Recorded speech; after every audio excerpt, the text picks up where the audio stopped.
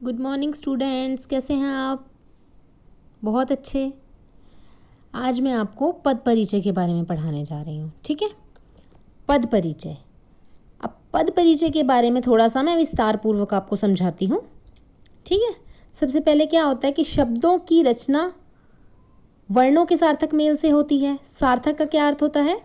जिसका कोई अर्थ निकले। ठीक है, वो होता है सार्थक। और शब्दों के सार्थक मेल से वाक्यों की रचना होती है। तो जब शब्द वाक्य में प्रयुक्त होते हैं तो वो क्या कहलाते हैं? पद कहलाते हैं। ठीक है, जब अलग अलग शब्दों का प्रयोग एक वाक्य के रूप में किया जाता है तो वो क्या कहलाते हैं? हमारे पद कहलाते हैं। पद परिचय में वाक्य में प्रयुक्त प्रत्येक पद का अलग अलग पूर्ण परिचय दिया जाता है। पूर्ण परिचय का क्या मतलब है कि उसके बारे में अलग अलग तरीके से बताया जाता है कि वो संज्ञा है, सर्वनाम है, क्या है, किसके अंतर्गत आता है। ठीक है, अब पद परिचय की परिभाषा क्या होती है? वाक्यों में प्रयुक्त पदों का व्याकरणिक परिचय ही पद परिचय कहलाता है। पदों का व्याकरणिक परिचय। व्याकरणिक परिचय क्या होता है कि वह संज्ञा है, सर्वनाम है, विशेषण है, क्रिया है, क्रिया विशेषण है, संबंध बोधक है, क्या है, किसके अंतर्गत आता है। ये सब व्याकरणिक परिचय ही पद परिचय कहलाता है। ठीक है, पदों को दो वर्गों में बांटा गया है। पहला होता है विकारी, दूसरा होता है अविकारी। अविकारी को अव्यय भी कहते हैं। ठीक है, तो विकारी के अंतर्गत क्या आते हैं? कौन से शब्द आते हैं, क्या चीज़ें आती हैं विकारी के अंतर्गत? जिनमें परिवर्तन उत्पन्न होता है, संज्ञा, सर्वनाम, क्रिया, विशेषण आदि के कारण जिन वाक्यों में परिवर्तन आता है, ठीक है, वो विकारी होते हैं। अविकारी क्या होते हैं? जिनमें कोई परिवर्तन नहीं होता। जैसे सबसे पहले है संज्ञा का पद परिचय। कोई भी पद परिचय देने में ये कुछ अंग हैं, ये इन सब के बारे में हमें बताना होता है। जैसे संज्ञा का भेद, लिंग, वचन, कारक और क्रिया के साथ पद का संबंध। ठीक है, जैसे मैं आपको एक उदाहरण देती हूँ। सीता पत्र लिखती है, तो सीता क्या है? हमारी कौन सी संज्ञा हुई? संज्ञा का कौन सा भेद हुआ? व्यक्तिवाचक संज्ञा। लिंग कौन सा हुआ? सीता एक लड़की का नाम है, स्त्री का नाम है, तो ये स्त्रीलिंग हुआ। उसके बाद वचन। वचन कौन सा है? यहाँ पे सिर्फ एक सीता के बारे में बात की जा रही है तो एक वचन है यहाँ पे। ठीक है, इसके बाद है कारक, कर्ता कारक। ठीक है, यहाँ पे कौन सा कारक है? कर्ता कारक। और लिखती है यानी कि क्रिया की कर्ता है यहाँ पर। इसी तरह से यहाँ पर एक और उदाहरण है, जैसे कि सर्वजीत ने सर्वश्रेष्ठ खिलाड़ी का पुरस्कार ग्रहण किया। यानी सर्वजीत क्या है? व्यक्तिवाचक संज्ञा है। ठीक है, संज्ञा है। संज्ञा कौन सी संज्ञा है? व्यक्तिवाचक संज्ञा। सर्वजीत एक लड़के का नाम है तो क्या आ गया? पुल्लिंग, एक वचन है। कर्ता कारक है, ग्रहण किया कर्ता कारक है और क्रिया का कर्ता है। ठीक है, इसी तरह से इसके बाद आता है हमारा सर्वनाम पद परिचय। सर्वनाम पद परिचय क्या होता है? सर्वनाम आप सभी को पता है। सर्वनाम का क्या अर्थ होता है? जो संज्ञा के स्थान पर जो शब्द प्रयोग किए जाते हैं, है ना। जैसे संज्ञा नाम है तो संज्ञा के स्थान पर हमने क्या प्रयोग किया यहाँ पे? वे। ठीक है, वे खेल रहे हैं। अब वे है जो शब्द, ये वे, ये कौन से सर्वनाम में आएगा? सर्वनाम के किस भेद के अंतर्गत आएगा? सर्वनाम का अन्य पुरुषवाचक सर्वनाम। किसी अन्य की बात कर रहे हैं हम यहाँ पे तो अन्य पुरुषवाचक सर्वनाम आएगा। पुल्लिंग, वे यानी कि एक वचन तो नहीं है, एक के बारे में नहीं बात हो रही, बहुत सारों के बारे में बात हो रही है तो बहुवचन। और उसके बाद कर्ता कारक, रहे हैं। ठीक है, क्रिया का कर्ता आएगा यहाँ पर। अगला उदाहरण है मैं पढ़कर बाजार जाऊंगी। अब यहाँ पे मैं है। मैं यानी कि हम जब अपने लिए, स्वयं के लिए बात करते हैं तो कौन सा सर्वनाम हुआ यहाँ पर? उत्तम पुरुषवाचक सर्वनाम। ठीक है। बाजार जाऊंगी, इससे ये समझ आ रहा है कि हम किसी स्त्री के बारे में बात कर रहे हैं, तो मैं क्या हुआ, स्त्रीलिंग हुआ। ठीक है। अब इसके बाद वचन, वो अकेले के बारे में बात कर रही है कि मैं जाऊंगी, तो एक वचन, कर्ता कारक, जाऊंगी क्रिया का कर्ता। ठीक। इसके बाद आता है हमारा विशेषण पद परिचय। ठीक है। विशेषण का पद परिचय निम्न रूप में दिया जाता है। ठीक है। पहले विशेषण का भेद बताया जाता है, लिंग कौन सा है, वचन कौन सा है और संज्ञा के साथ उसका संबंध बताया जाता है। ठीक है। विशेषण के जो भेद होते हैं आपको सभी को पता है। विशेषण के जो भेद होते हैं, गुणवाचक, संख्यावाचक, परिमाणवाचक और सार्वनामिक विशेषण। तो जब भेद पूछा जाता है तो इनमें से कोई भेद आपको बताना है। ठीक है। लिंग, दो ही लिंग होते हैं, स्त्रीलिंग पुल्लिंग। ठीक है। स्त्रीलिंग और पुल्लिंग।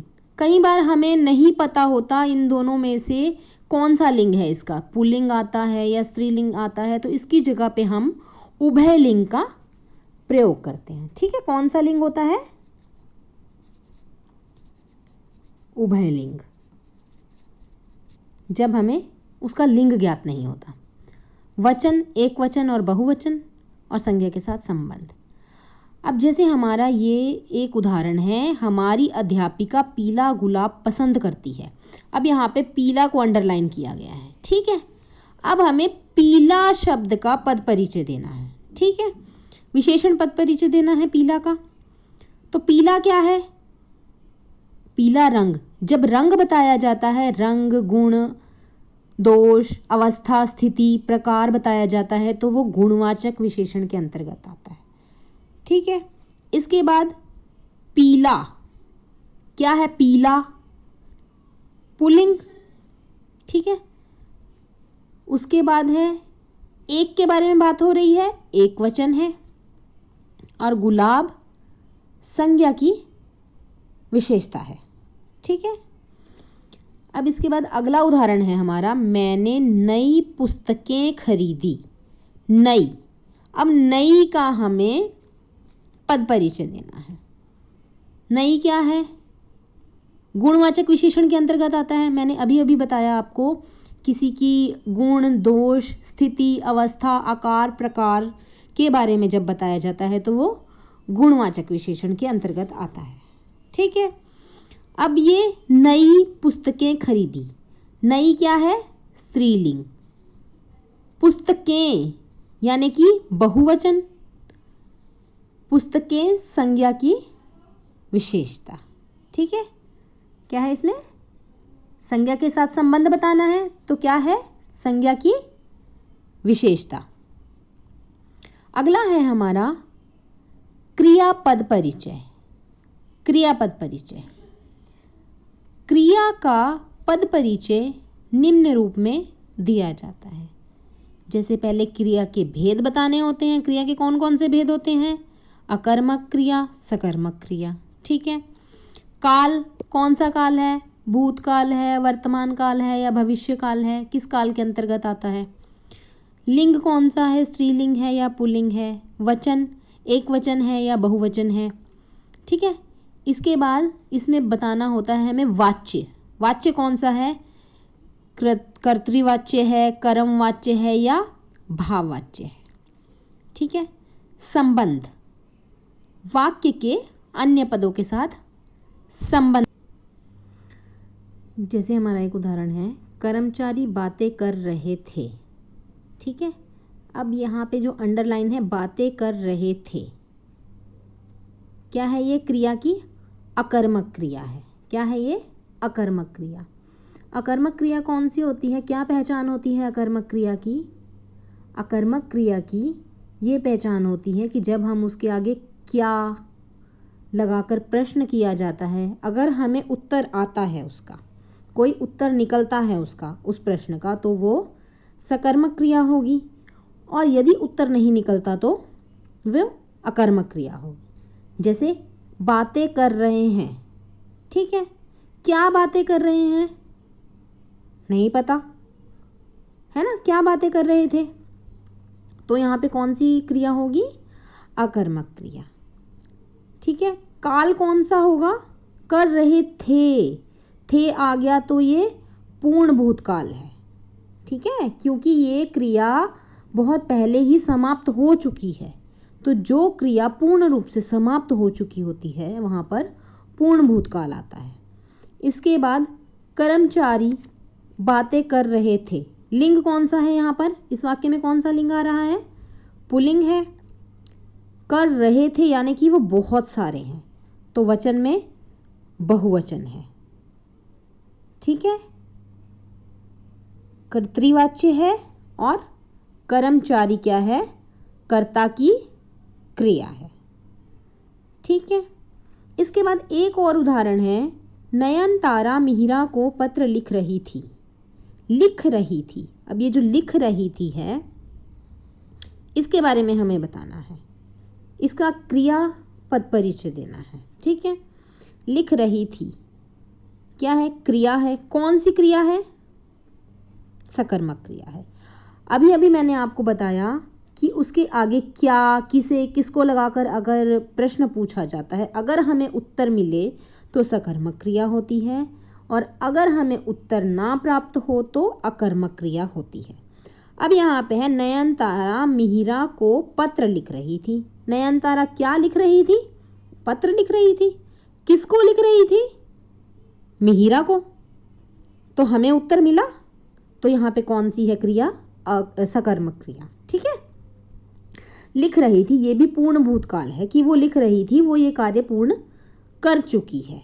ठीक है, जो हमारा काल होता है उसमें समय बताया जाता है कि कौन से समय में कार्य पूर्ण हो चुका है, तो यहाँ पे कार्य पूर्ण हो चुका था पहले ही।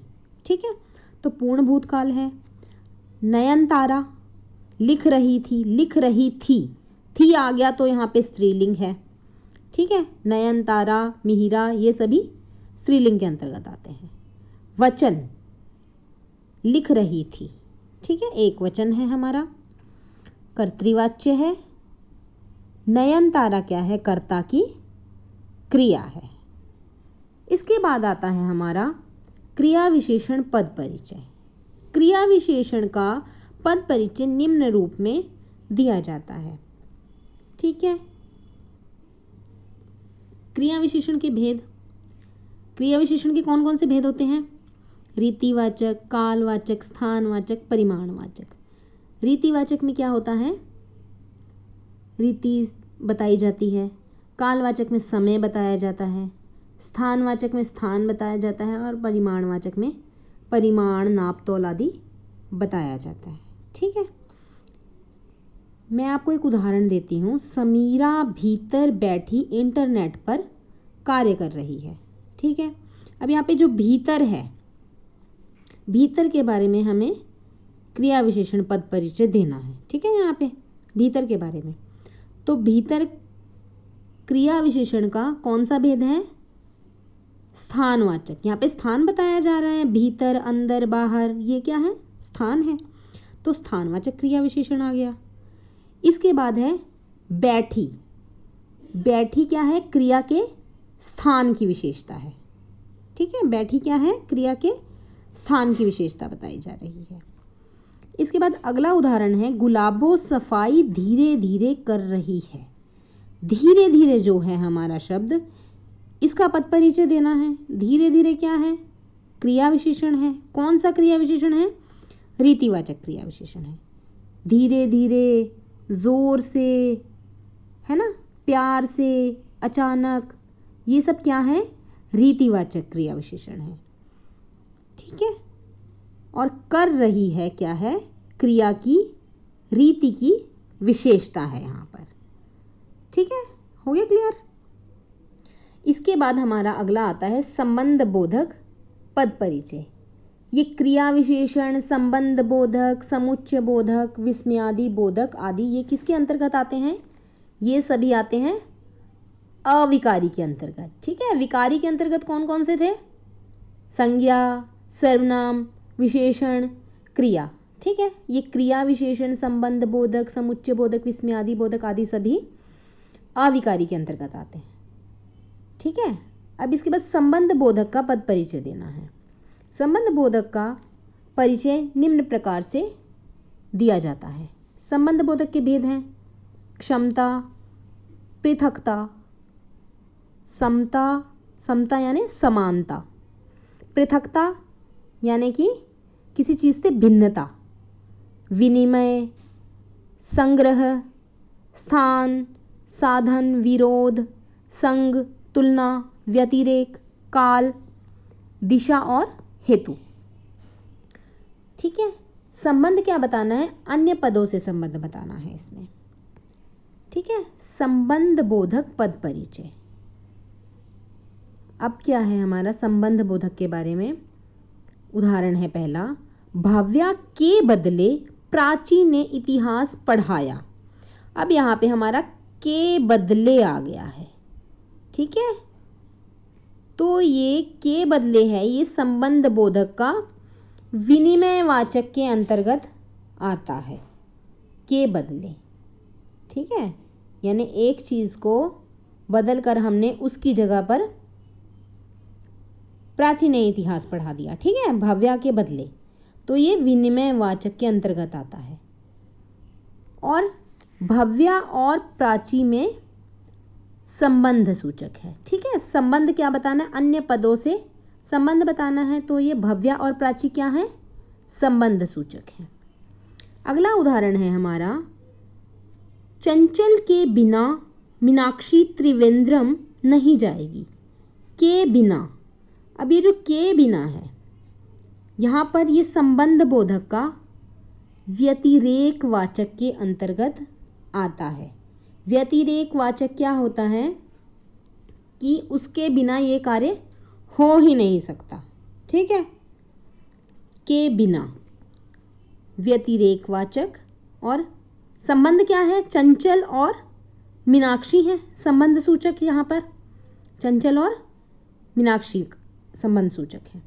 इसके बाद आता है हमारा अगला समुच्चय बोधक पद परिचय। समुच्चय बोधक का परिचय निम्न प्रकार से दिया जाता है। ठीक है, अब समुच्चय बोधक के भेद कौन कौन से होते हैं? संयोजक, विभाजक, विरोध दर्शक, परिणाम दर्शक, करणवाचक, स्वरूपवाचक और उद्देश्यवाचक। ठीक है, संकेतवाचक। अब एक उदाहरण मैं आपको देती हूँ, बबीता दूध नहीं लाई इसलिए बच्चों ने दूध नहीं पिया। इसलिए शब्द, समुच्चय का अर्थ क्या होता है? समुच्चय बोधक जो शब्द दो वाक्यों को आपस में जोड़ते हैं, उनको जोड़ने का काम करते हैं, तो वो होते हैं समुच्चय बोधक। ठीक है, अब यहाँ पे इसलिए शब्द है, ये दो वाक्य हैं जो कि इसलिए के द्वारा जुड़े हुए हैं। इसलिए समुच्चय बोधक का कौन सा प्रकार है, कौन सा भेद है? परिणाम दर्शक। ठीक है, परिणाम दर्शक समानाधिकरण। अब दूसरा क्या बताना है इसमें? हमें संबंध बताना है। वाक्य के उन पदों का उल्लेख जिन्हें जोड़ा जाता है।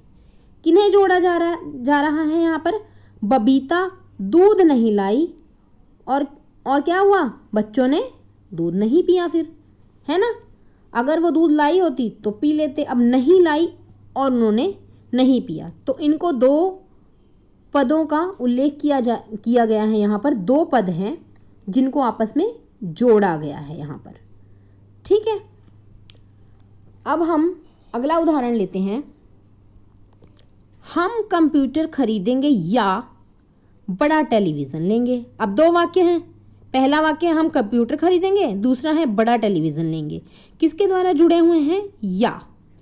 या है जो समुच्चय बोधक का विभाजक समानाधिकरण के अंतर्गत आता है। ठीक है, किसके अंतर्गत आता है? कौन से प्रकार के? विभाजक समानाधिकरण। दूसरा है, यहाँ पे क्या बताना है? संबंध बताना है। वाक्य के उन पदों का उल्लेख जिन्हें जोड़ा जाता है। ठीक है, जिन्हें जोड़ा जा रहा है। यहाँ पर बताया जा रहा है कि हम कंप्यूटर खरीदेंगे और बड़ा टेलीविज़न लेंगे, यानी कि इन दोनों को और के द्वारा जोड़ा गया है यहाँ पर। ठीक है,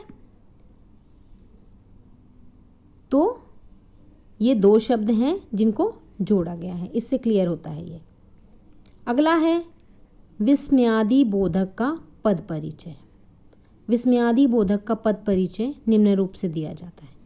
विस्मय, भय, ठीक है, प्रशंसा, हर्ष, संबोधन, पीड़ा, शोक, चेतावनी, आशीर्वाद, तिरस्कार, स्वीकृति, क्रोध आदि ये सभी विस्मयादि बोधक के अंतर्गत आते हैं।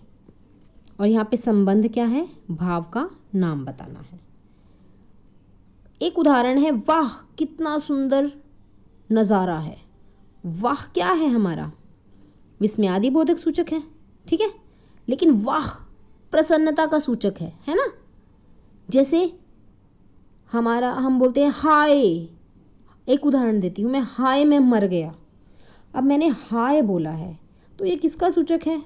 हाय मैं मर गया, यानी कि ये पीड़ा का सूचक है। मुझे बहुत पीड़ा हो रही है तभी मेरे मुंह से हाय निकल रहा है, ठीक है। हाय क्या है? पीड़ा का सूचक है। अब है वाह कितना सुंदर नज़ारा है, विस्मयादि बोधक प्रसन्नता का सूचक है, प्रसन्नता सूचक है और प्रसन्नता के भाव को दर्शाने वाला है। यानी कि भाव कौन सा है यहाँ पर? प्रसन्नता का। अजी जरा सब्जी तो काट दीजिए। अजी विस्मयादि बोधक है, संबंध बोधक है, ठीक है। ये संबंध बताया जाता है, अजी संबंध के लिए प्रयोग किया जाता है। और कौन सा भाव है यहाँ पे? संबोधन का भाव है, ठीक है। हम किसी को संबोधन, किसी को बोल रहे हैं कोई चीज़, ठीक है, तो क्या है? संबोधन का भाव है। तो ये है हमारा आज का चैप्टर पद परिचय। इसके बारे में मैं आपको ये वीडियो भेज रही हूँ और मैं कुछ PDF भेजती हूँ, आप इसका विस्तार पूर्वक अध्ययन करेंगे, ठीक है।